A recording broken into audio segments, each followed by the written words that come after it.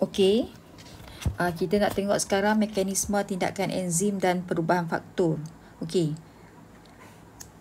Terdapat banyak faktor yang mempengaruhi mekanisme tindakan enzim. Banyak faktor sebenarnya. Untuk enzim tu bertindak, dia dipengaruhi oleh beberapa sebab. Antaranya adalah faktor tu adalah faktor suhu, faktor pH, faktor kepekatan enzim dan juga faktor kepekatan substrat. Kepekatan ni maksudnya berapa banyak enzim tu, bilangan enzim tu. Sama juga kepekatan substrat, maksudnya berapa banyak substrat tu. Okay, yang pertama sekali kita tengok kesan suhu. Untuk kesan suhu, graf yang kita akan dapat bila kita plotkan graf nanti, kita akan dapat grafnya berbentuk loceng. Dan bentuk loceng ni kita boleh bagikan dia kepada 3 peringkat. Peringkat 1, peringkat 2 dan peringkat 3. Okay, kita tengok peringkat yang pertama. Itu peringkat yang pertama tu sebelum mencecah suhu 37 darjah Celsius. Ini adalah suhu 37 darjah Celsius, kita panggil peringkat yang pertama. Okey. Pada suhu yang rendah, okay, saya baca. Pada suhu yang rendah, okay, suhu yang di sekitar sini rendah kan. Okey. Sebab paksi X adalah mewakili suhu, paksi Y mewakili kadar tindak balas. Okay. Pada suhu yang rendah, kadar tindak balas pun rendah. Pada suhu rendah, kadar tindak balas pun rendah. Tetapi apabila suhu semakin meningkat, bila suhu tu dah semakin meningkat, okay, kadar tindak balas jadi lebih tinggi. Sebab molekul substrat dan molekul enzim sekarang akan mendapat lebih banyak tenaga kinetik. Tenaga kinetik ni adalah tenaga yang diperlukan oleh molekul tadi bergerak. Kenapa molekul kena bergerak? Dia perlu bergerak untuk meningkatkan frekuensi pelanggaran berkesan. Meningkatkan frekuensi pelanggaran berkesan tu maksudnya pelanggaran tu jadi semakin meningkat. Pelanggaran antara molekul substrat dengan molekul enzim. Okey, kenapa perlunya pelanggaran berkesan? Supaya bila berlakunya pelanggaran, substrat tadi dapat masuk dalam tapak aktif enzim. Kalau tak berlakunya pelanggaran, substrat tak boleh masuk dalam tapak aktif enzim. Jadi kita perlukan pelanggaran.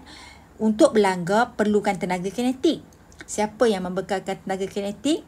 Suhu tadi. Bila suhu tu semakin meningkat, kadar tenaga kinetik akan dapat lebih banyak. Okey.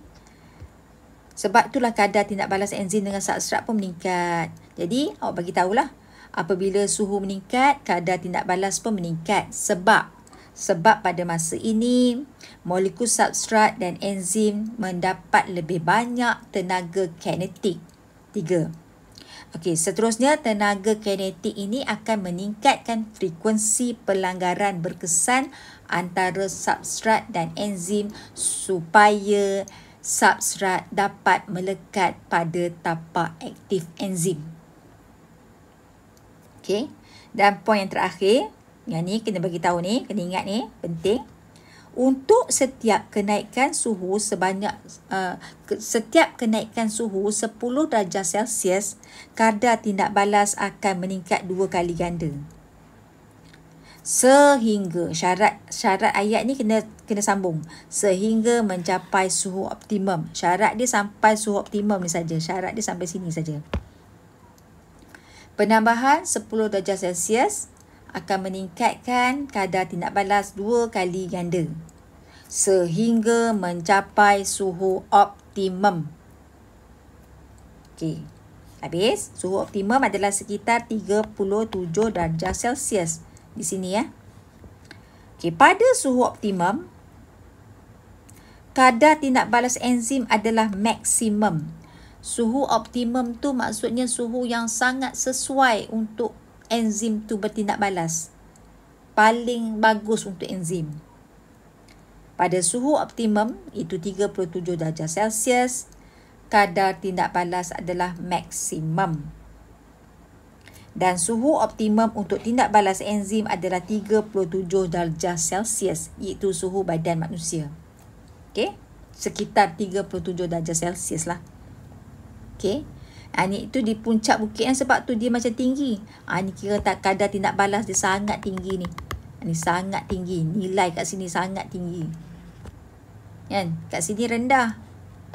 Dekat sini rendah. Kat sini pun rendah. Sampai dekat sini dia paling maksimum. Okey. Apa yang terjadi apabila kita terus menambahkan suhu? Okey. Selepas mencapai suhu optimum 37, apabila kita tambahkan lagi suhu, kadar tindak balas tak boleh meningkat. Sebaliknya dia akan menurun. Tengok, dia akan semakin menurun. Tengok ni, dia akan semakin menurun. Okey.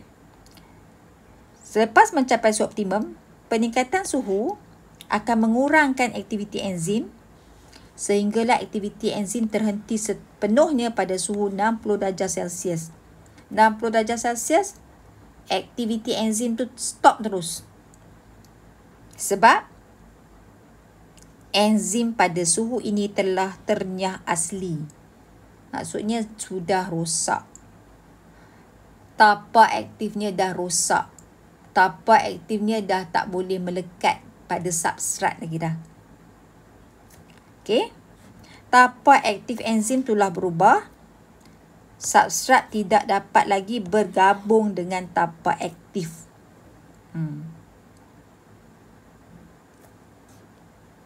Okey, sampai situ. Ini adalah kesan suhu terhadap kadar tindak balas enzim. Okey, untuk ini saya nak awak lukiskan graf ni dan tuliskan nota ni, nota yang kotak oranye ni. Okey. Kalau awak rasa ayat dalam kutip ni susah nak faham, awak nak bina ayat yang awak lagi faham, dipersilakan. Lagi bagus. Create ayat sendiri yang awak lagi faham, tapi tak lari daripada fakta-fakta ni lah. Ya. Okey. Cuba buat untuk kesan suhu.